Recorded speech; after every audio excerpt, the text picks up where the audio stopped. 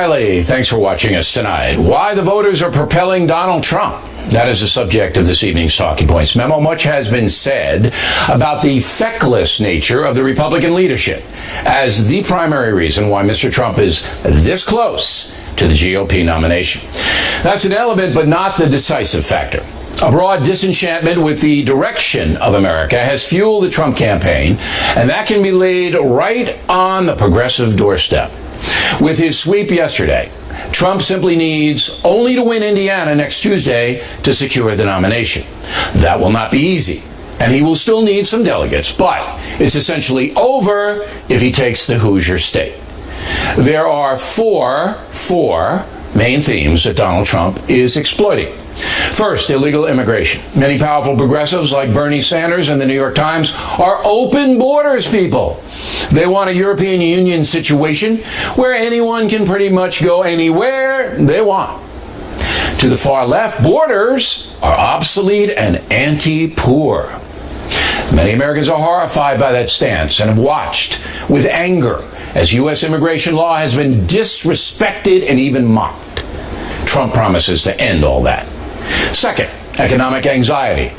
Most Americans know someone who has gotten hammered in the marketplace. Most Americans do not have much money in the bank. Do the math. Trump says he'll punish concerns that steal American jobs and are unfair on the trade front. Economic justice is appealing to both the right and the left this primary season, and both Trump and Sanders have capitalized. Third, U.S. weakness. Americans are appalled over the continuing atrocities coming out of the Muslim world. Yes, it is Islamic extremists who drive this, but in country after country, horror is on display. President Obama's policy of containment and his refusal to define the Islamic Jihad as a true danger to the USA has lit a fuse of deep resentment in many American precincts. Trump is not at all sympathetic to the Muslim world. Thus, he has captured the resentment over our perceived weakness. Finally, political betrayal. It is widely perceived that the progressive American unit are on the march and traditional folks on the decline. The question, where did my country go, captures that. Trump portrays himself as an avenger, a man fed up with political correctness and the social fascism that often brings. His outspoken attacks galvanize Americans who are bitterly disenchanted by a society that puts grievance above achievement, permissiveness above order.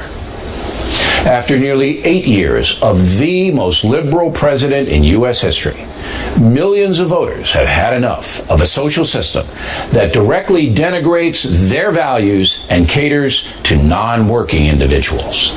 They want someone to blow that system to hell. That's why Trump is winning. He pinpointed festering disenchantment long before anyone else. And that's a memo. Now for the top story tonight, a major foreign policy address today by Donald Trump. ISIS will be gone if I'm elected president, and they'll be gone quickly. They will be gone very, very quickly. Their days are numbered. I won't tell them where, and I won't tell them how. We must, as a nation, be more unpredictable. We are totally predictable. We tell everything. And joining us now from Washington, former CIA Director James Woolsey, and Jillian Turner, a Fox News analyst who worked in the White House under Presidents Bush and Obama. So what grade would you give Mr. Trump's address today, Jillian, and why? I'm going to give him a P for pass because he did well, considering where he's been in the past on this issue. This was really a come-to-Jesus moment for him with the Washington policy establishment. He brought this speech here to them, to their home turf, and he really played by their rules. I mean, he hired a speechwriter for this, he used a teleprompter, and he really put a lot of preparation, word on the street has it, into this speech, and I think it showed. All right, but you didn't tell me why you pass him. What did he say, and you're a foreign policy expert, that impressed you, that you had not heard before? I think, to me, the biggest thing today was that he provided a historical framework for some of these issues, which he has never done in the past. He started out the speech talking about the wars in Iraq and Afghanistan, and he really connected the dots to today, to the Obama administration and Iraq, Syria, Libya, and other Middle Eastern states. And it's the first time we've seen the wheels turning there and seen that he really is thinking about the consequences that foreign policy decisions have over decades. And I think, to me, that was the most important thing to see from him. So, Mr. Woolsey, what grade would you give Mr. Trump? Well, I like Jillian's pass. I suppose if I had to stay within the traditional ABCD system, I'd say B-, but that's a strong step up from where he has been in the past. He's really been very peremptory and insulting and so forth after his fashion up until this speech. And this speech, although there were caustic parts, was substantive. He gave reasons for things. As Jillian said, he gives historical background, and that's new for him. All right. Is there anything that you heard in the speech that you disagreed with?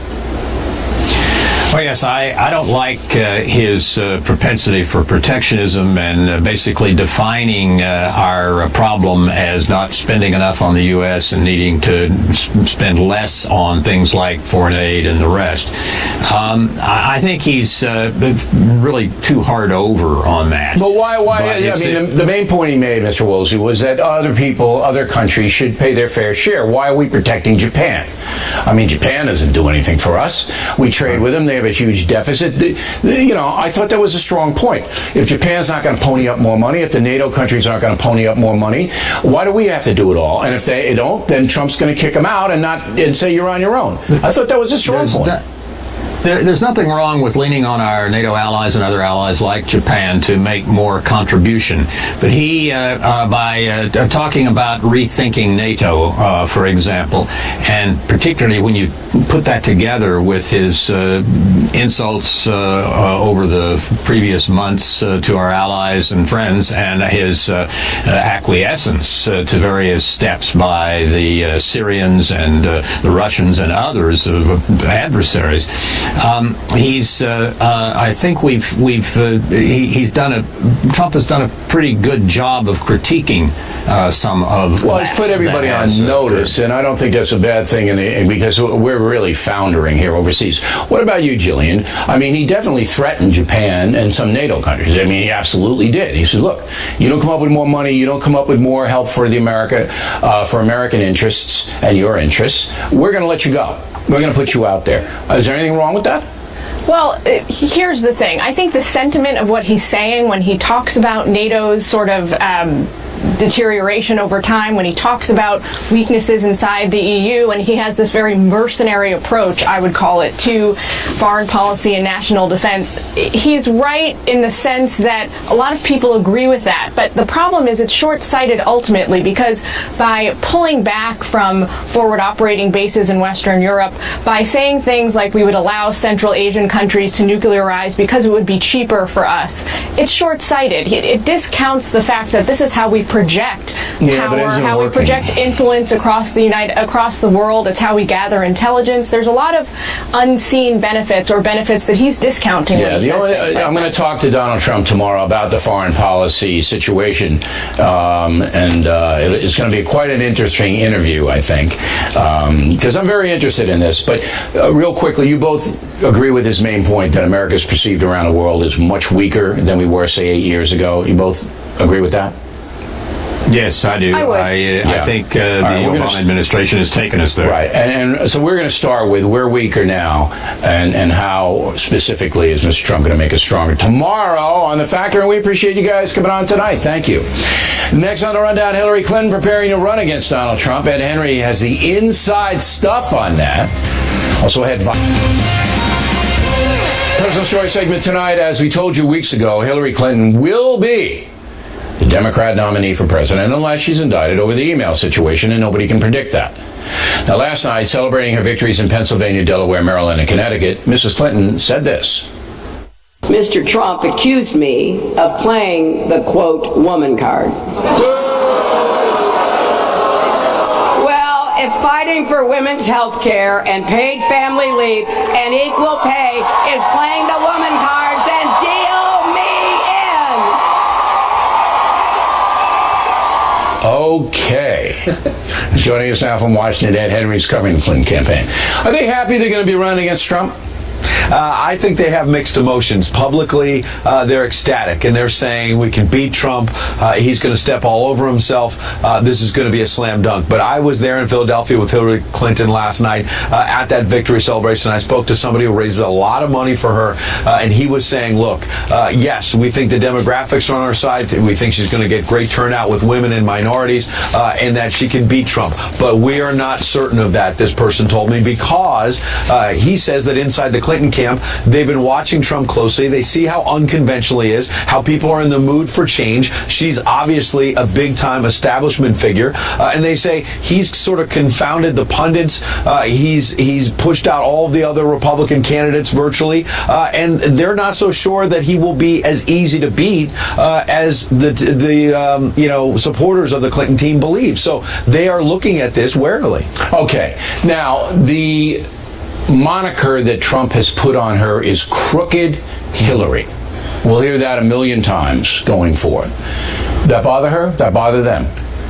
They think they can get past it. What they say is that when I talk to people inside her camp, like this fundraiser last night, he basically said, look, Donald Trump is going to give Hillary Clinton endless fodder. That clip you just played, that was something she said before Donald Trump spoke about previous comments. He came out later in the evening last night, and at the end of his remarks basically said if Hillary Clinton were a man, she'd be at 5% in the polls. Then she's only because she's a woman. Well, that's the kind of thing that whether you're offended or not, or I'm offended or not, Hillary Clinton is going to take. And in fact, overnight, they immediately turned it into like a video ad. They put it all out there on social media. And look,Illary Clinton has a problem. There, though? I mean, he's saying that if you were a man, that you wouldn't have a chance. What are they putting out there?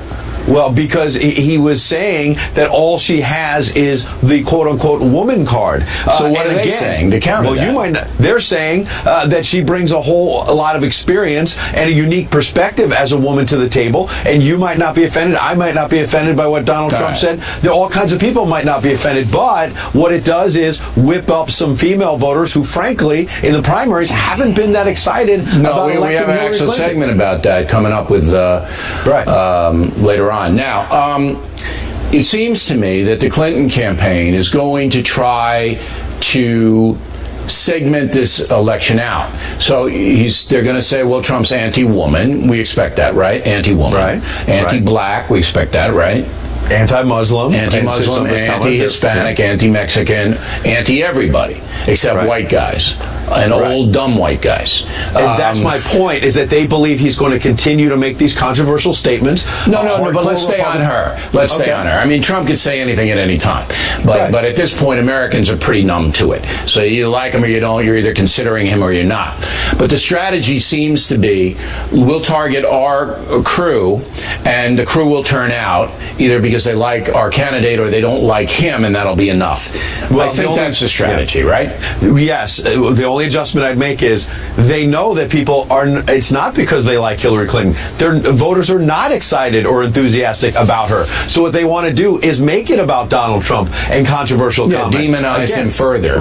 Because they are having a hard time getting people to be excited to vote for her. Yeah. So vote against Trump. And by the way, I wore the green because, but speaking of people in Ireland, they are excited that you're not moving there full time. They're not excited. You to stay here. And that's misreporting. They would love to have me move there full time. I don't know. I would liven that island up, and you know it.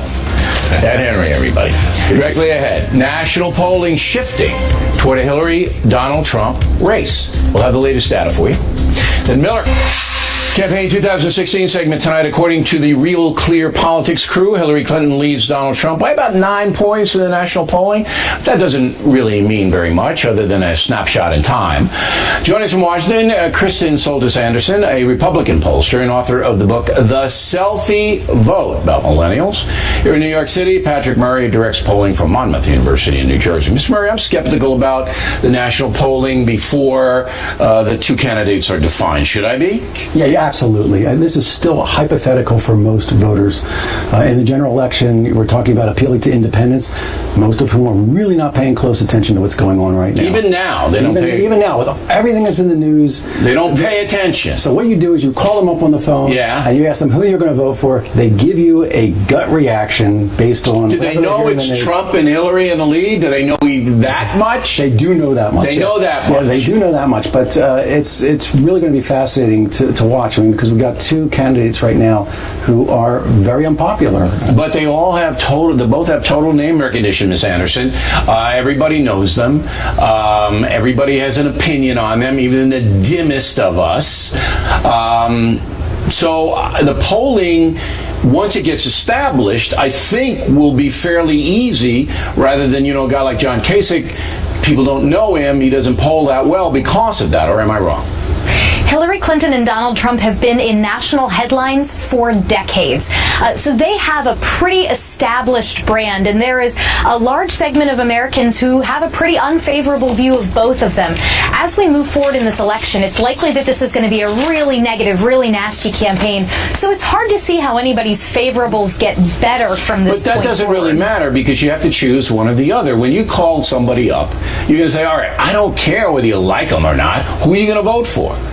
Right? And I think that's one of the things that Donald Trump is sort of banking on. At this point, Hillary Clinton has bad favorables, Donald Trump's are worse. But in Donald Trump's case, he's sort of banking on the fact that people will go, I'm tired of the traditional remedies. Yeah, let's go with an experimental cure. Even if Donald Trump has all these side effects, let's go for him, because he's the kind of person who is different than what we're used to. And so he's hoping there will be a lot of voters who may not like him, but nonetheless want to vote for him. You can make an argument that the turnout is going to be enormous because the primary turnout was big, or that people are going to stay home because they don't like either of them. What argument would you say is stronger? We don't know yet, and that's you don't have a gut feeling on that? I actually do think it's going to be decent turnout. You do? I think one of the things that we're going to be looking at very closely is the potential for third-party candidates, particularly. But they're fringe. Yeah, but it gives people who want to vote a reason to show up. But they're not happy with the other two. And they're not even on the ballots in most of the states. You got the Libertarian candidate who's going to be on the ballot, and whoever the nominee is going to be in all states. The Green Party candidate should be on the ballot in almost all states. So you're looking about the Never Trump people, the Bernie Sanders people, who are still not happy with those nominees, but they will come out to vote. And this is going to shake things up. That's like the Nader thing, 3-4%. Yeah, no, that's all it's going to be. That's all it's going to be. But it does give them. But I think it makes the gap more narrow. Do you think, Ms. Anderson, people are going to stay home? I mean, I hear a lot of conservatives going, they're not going to vote for Trump, and I hear a lot of Democrats going, I'm not voting for Hillary Clinton. I just last night I was in a shoe store getting my shoes mended. A lady comes in, I'm voting for any of them. Give me my shoes. I think that could be a reality. Negative emotion is a really powerful motivating factor. And so I think there may be a lot of folks that say, I'm not crazy about Hillary Clinton, but I'm terrified of Trump. Or on the other hand, I'm not a fan of Trump, but I'm terrified of Hillary. That's a really motivational sort of thing. And so even if you look at a group like younger voters who are totally disillusioned with Hillary Clinton, but also aren't really fans of Donald Trump, if they get served a message that says one or both of these candidates is going to, do horrible things, deport your friends, be mean to your gay friends, I mean, that's going to terrify a lot of them. They're going to try to demonize further. But I hope when you both do polling, will you vote at all? It's who do you support, Hillary or Trump, or are you sitting it out? I think that's going to be very, very important this time around. Thank you both. Plenty more ahead as the Factor moves along. Next segment tonight, after getting whacked last night in the Northeast primaries, Ted Cruz made an announcement today. He has selected Carly Fiorina as his running mate should he get the Republican nomination. In addition, new Gallup poll says that American women not paying as much attention as men to presidential politics. Survey has it 44% of men are paying attention, just 31% of women. Here now to analyze Ebony Williams and Monica Crowley. First of all, Carly Fiorina, what'd you think of that? Yeah, well, look, a Cruz Fiorina ticket would be a great ticket, and they'd be a great governing team, but that's not what this is about. This is about Ted Cruz throwing a Hail Mary pass, going into the do-or-die state of Indiana next week, and he's trying to hit Trump's vulnerability with women voters by bringing And he also had to get back in the discussion, Ebony, because, Trump obviously dominated yesterday yesterday, so this was a way to get the focus back on Cruz. But Ms. Fiorina doesn't bring any electoral votes. Got whacked in her run for the Senate in California. This very smart. I mean, do you think she has enough appeal? Should Cruz pull a miracle and win it, would she have enough appeal to really help him?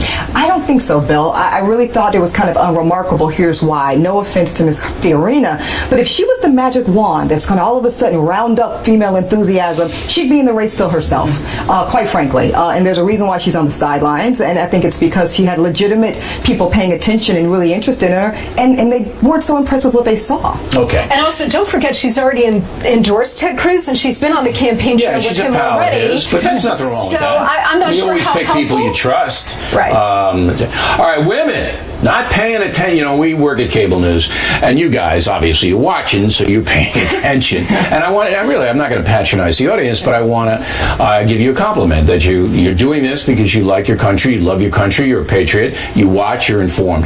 But 31% of American women, yeah. That means 69% don't give a hoot about who's nominated for president. I'll tell Is you that what's interesting possible? about this Gallup poll is that it cuts across both parties, and it cuts across demographics like age and education level. So this is not a fluke. American women are not largely paying attention. Why? I think there are a couple of reasons. First, primary fatigue. A lot of women are just burnt Primary out by the fatigue. They can't tough it out for 8 months. I hear it all the time. Come on. I hear it all the time. Also, I think a lot of women are factoring into this idea that Trump and Clinton are likely to be the nominees, so they're tuning out. And also, Why? Donald Trump has been dominating the media, and his support tends to skew male. But that doesn't matter. They don't have to like him, but you want to pay attention to the process, no? I think women are very pragmatic, generally speaking, Bill, and I think when you have two candidates, like Monica just said, Clinton and Trump, very unfavorable. I think Clinton's at 39, Trump's at 29. I think women say the lesser of two evils. I'm not that interested. Why wouldn't they be interested, though? American women, as you said, all right, are very practical. Yes. I don't think anybody's real happy except the real hardcore left with the direction of the country. I think everybody understands there are serious problems.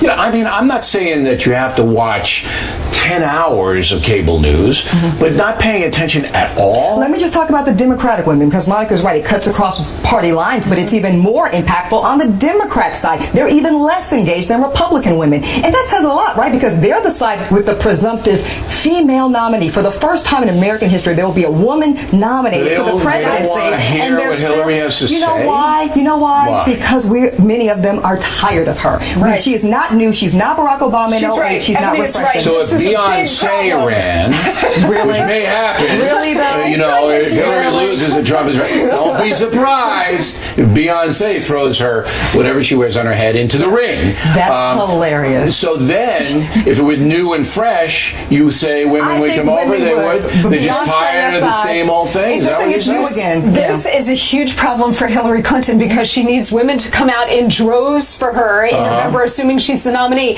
And if women are already tuning her out because she's been on the national scene for 30 years, they already know her, right. They don't find her honest, trustworthy, or likable, she's going to have a big problem. Well, I want the ladies to pay attention more than the men, because I do we're believe smarter. Well, I don't know if you're smarter, but you have more common sense. That's true. Men have all this ego and macho. I can't imagine who you're talking about around. What men, Bill? What men are you talking about? I hate that macho ego. When we come right back, illegal alien criminals hurting Americans, it is worse than you think. Also, Miller. Thanks for staying with us. I'm Bill O'Reilly. In the Unresolved Problem segment tonight, illegal alien criminals. They were the subject of a House Judiciary Subcommittee hearing last week. Today, there are over 350,000 known criminal aliens in the United States who are not detained by ICE. The number of criminal aliens living in the United States, not in custody, not separated from society, is larger than the city of Pittsburgh, Pennsylvania. In addition, what's the deal on Kate's Law, which still has not passed? That's the proposed legislation off the terrible murder of 32-year-old Kate Steinle, allegedly by an illegal alien felon in San Francisco. Joining us now from Washington is Congressman Trey Gowdy. So let's take Kate's Law first. Harry Reid killed it in the Senate. What's the House doing? Well, Bill, thank you for having me on. The House Judiciary passed our iteration of Kate's Law in the Davis-Oliver bill, and I say our iteration. There are mandatory minimums for re-entry after removal, but there's also a provision that deals with sanctuary cities, and there's also a provision that deals with empowering state and local law enforcement. If you take the murder of Kate Steinle, that defendant had served north of 10 years in federal prison, so it was double the mandatory minimum in Kate's Law, which is 5. But without the sanctuary city fix and without empowering state and local law enforcement, simply having another law for this administration not to enforce won't prevent the next Kate Steinle. Okay, but here's the fallacy of your argument. You're never going to get sanctuary cities under this president, ever in a million years. All right? It's an exercise in futility. He would, I think he'd have to, sign case law as a standalone. That's a start.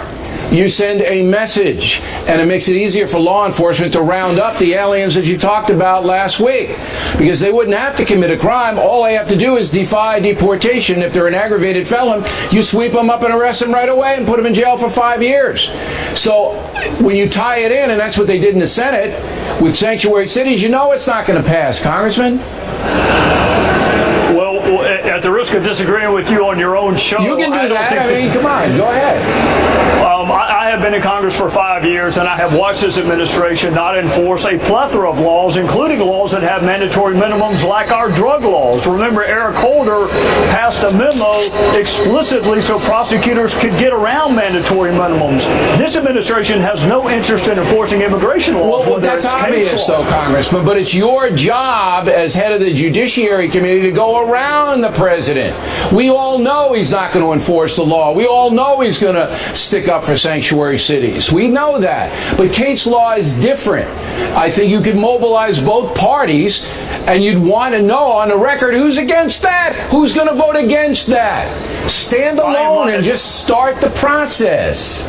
I am not disagreeing with you that it'd be great to have a vote on the record. I'm not disagreeing with you that Kate's Law in the House could pass as a standalone bill. My point is this: having yet another law for this administration to not enforce while you open up the broader discussion about what to do with the $12 million, which is not proven to be a very good discussion for folks on our side, all the while you're not going to get what you and I want, which is a mandatory minimum. Keep in mind, even if you had Kate's Law, like you have other mandatory minimums, you don't control the prosecutors. You don't control the executive branch. But you're embarrassing the opposition who has allowed this situation to get out of control.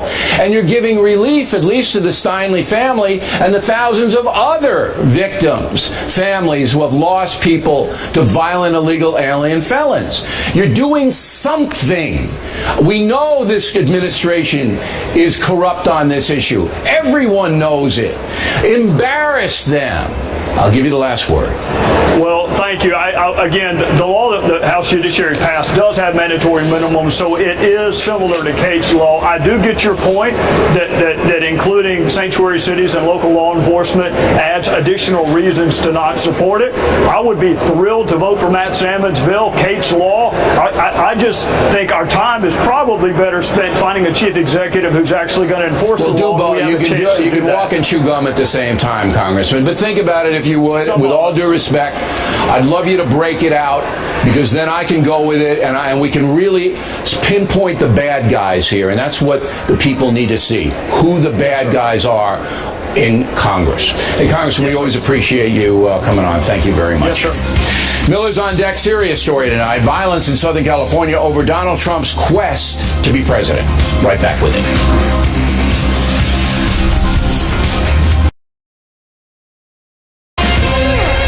Back in the book segment tonight. Yesterday, the City Council of Anaheim, California, heard a proposed motion to condemn the rhetoric of Donald Trump. The council voted not to take any action. Very wise. But outside the chamber, bad things were happening. A man smashed a bullhorn into this Trump supporter's face, the first of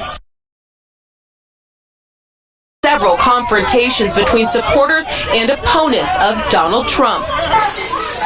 A woman and several other base and protests took place before a city council meeting where members were set to discuss a resolution regarding, quote, divisive rhetoric used by Trump.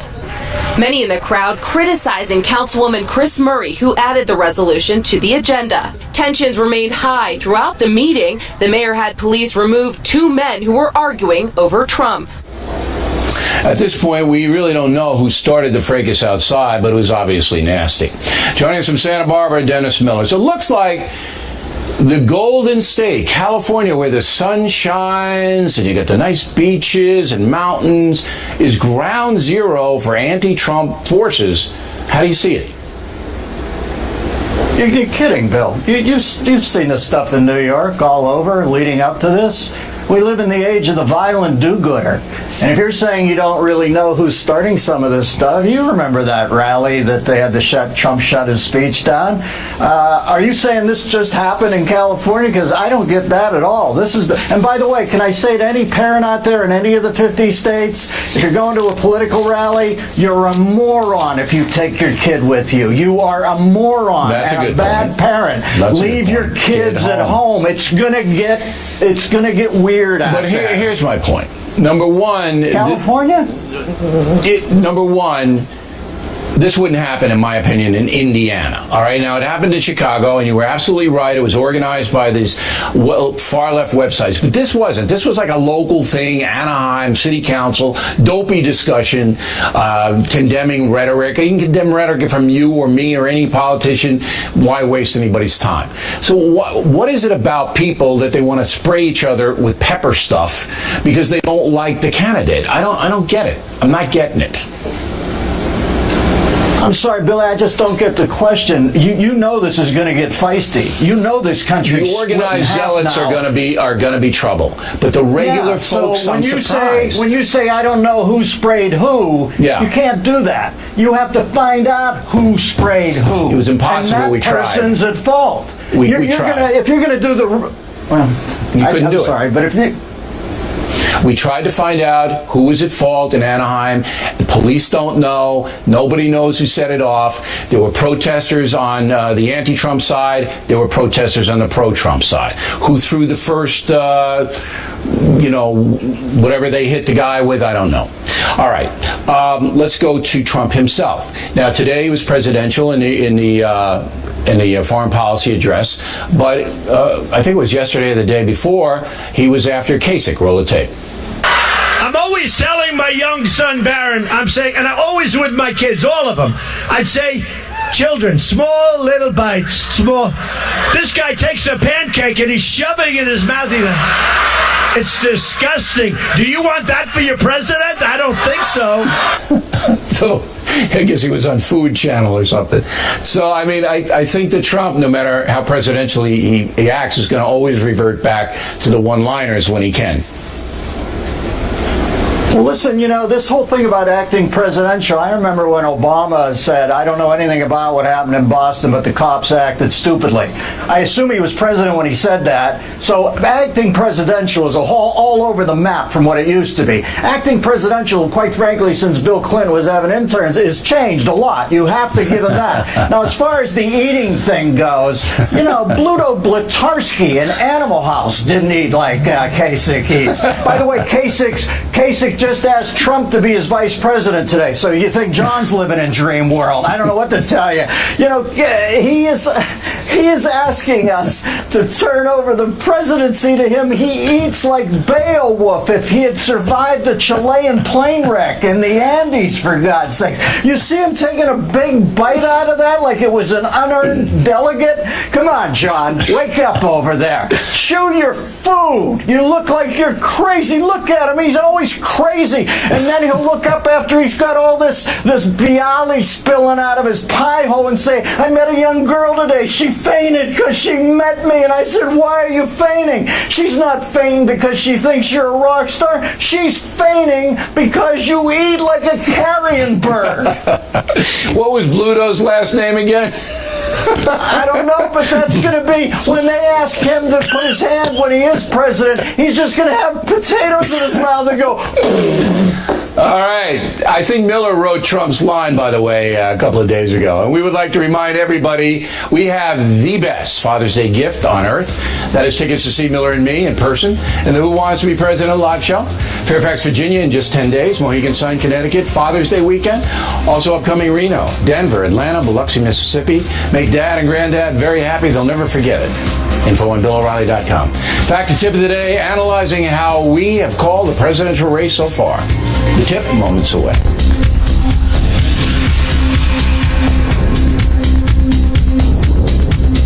Have we done a good job analyzing the presidential primaries or not? In a moment. First of all, Selma Alpert, Los Angeles. Bill, it's time you started taking Donald Trump seriously.